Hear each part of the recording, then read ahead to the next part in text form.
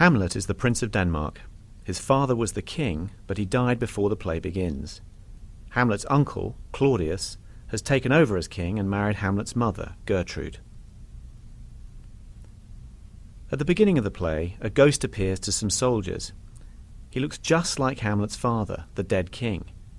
The soldiers agree to tell Hamlet all about it.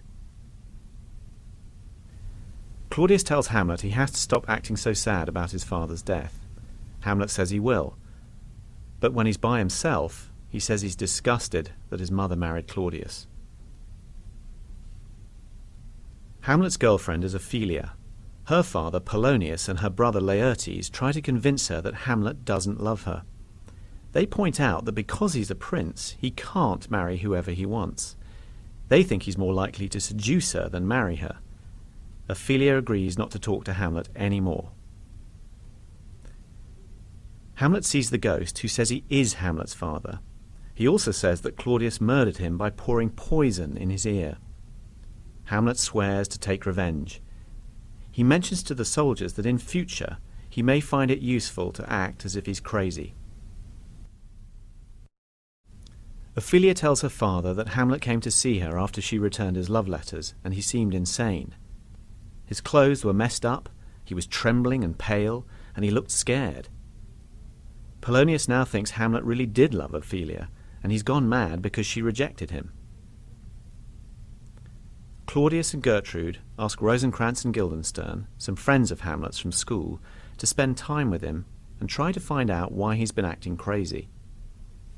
Rosencrantz and Guildenstern try to cheer Hamlet up by telling him that a group of actors has arrived at the castle. Hamlet decides he'll have the actors perform a play that mimics the murder of his father. He wants to see if Claudius reacts to it and shows his guilt. He says the ghost might actually be a lying devil. Claudius's reaction to the play will clear up the mystery. Claudius, Gertrude and Polonius want to test the theory that Hamlet is acting crazy because he's lovesick, so they spy on a meeting between Hamlet and Ophelia. Hamlet is very nasty to Ophelia and tells her she should go become a nun. After hearing this, Claudius decides Hamlet is not in love. He does think Hamlet's obsessed with something, and since he thinks Hamlet poses a threat to him, he decides to send him to England. That evening, the actors perform the play Hamlet requested. When Claudius sees a scene where a king is murdered by having poison poured in his ear, he becomes so upset that he gets up and leaves. Hamlet sees this reaction as proof that Claudius did indeed murder his father. When Claudius is by himself, he admits he murdered Hamlet's father. He tries to pray for forgiveness, but he can't seem to make himself do it. Hamlet comes into the room behind him with a sword, but he decides not to kill him because he thinks Claudius will go straight to heaven if he dies while he's praying, and he wants him to go to hell. Hamlet goes to see his mother, not knowing that she has given Polonius permission to hide behind a tapestry and listen to their conversation. Hamlet makes her sit down and tells her she's not leaving until he shows her how bad she really is. Gertrude gets frightened and calls out for help. Hearing her, Polonius calls out for help too, and Hamlet, thinking it's Claudius behind the tapestry, stabs Polonius through the cloth and kills him. Hamlet tells his mother how awful it is that she's sleeping with Claudius. He doesn't come right out and say that Claudius murdered King Hamlet, or that he thinks Gertrude knew about it.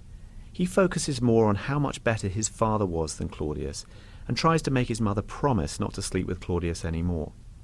She tells Hamlet that he's making her feel guilty. The ghost enters and scolds Hamlet for taking so long to get revenge. Hamlet sees the ghost, but his mother doesn't, and she thinks he's crazy. Hamlet leaves, hauling away Polonius's body. Claudius sends Hamlet to England with Rosencrantz and Guildenstern. When he's by himself, he says he's given Rosencrantz and Guildenstern sealed letters ordering the King of England to put Hamlet to death immediately after opening the letter. Ophelia loses her mind following her father's death. Laertes returns to Denmark, leading a noisy crowd of supporters. He blames Claudius for his father's death and his sister's insanity, and threatens to overthrow him. Claudius manages to persuade Laertes that Hamlet is really to blame. Horatio gets a letter from Hamlet saying that the ship he was on was attacked by pirates. Hamlet was taken prisoner by himself and brought back to Denmark. Claudius and Laertes also receive a letter from Hamlet in which he says he's arrived back to Denmark alone and will come to see Claudius the next day. Now that they know Hamlet didn't die in England, they start plotting a new way to kill him that will look like an accident. Gertrude brings the news that Ophelia drowned in a stream. Two gravediggers talk and joke while digging Ophelia's grave. Hamlet gets into a conversation with one of them. He doesn't yet know that Ophelia is dead. Claudius, Gertrude and Laertes arrive to bury Ophelia. They lay her in the ground, but before they can throw earth on her, Laertes leaps into the grave to hug her one more time. Hamlet finally realizes who they're burying and starts swearing that no one loved Ophelia more than he did. He jumps into the grave too, and he and Laertes fight until they're pulled apart. Hamlet tells Horatio that on the way to England he stole a letter that would have sentenced him to death, and wrote a replacement telling the King of England to put Rosencrantz and Guildenstern to death. He managed to get free during the pirate attack, and then he returned to Denmark. A courtier named Osric interrupts them to invite Hamlet to a fencing match with Laertes to be held in front of the King and Queen. Hamlet agrees. Before the match, Laertes poisons the tip of his sword, and Claudius poisons a cup of wine. Hamlet gets the first hit, and Claudius says he's going to give him a precious pearl as a reward. Then he drops the pearl into the poisoned cup and offers it to Hamlet, but Hamlet says he's not ready to drink yet. Hamlet gets the second hit. Gertrude picks up the poisoned cup and drinks from it before Claudius can stop her. Laertes finally gets a hit, wounding Hamlet with a poisoned sword, and they both get mad and start grappling with each other. In the scuffle, they exchange swords, and Hamlet wounds Laertes with the poisoned one. Gertrude collapses and says she's been poisoned. Laertes confesses to Hamlet that he poisoned the sword and says they're both going to die.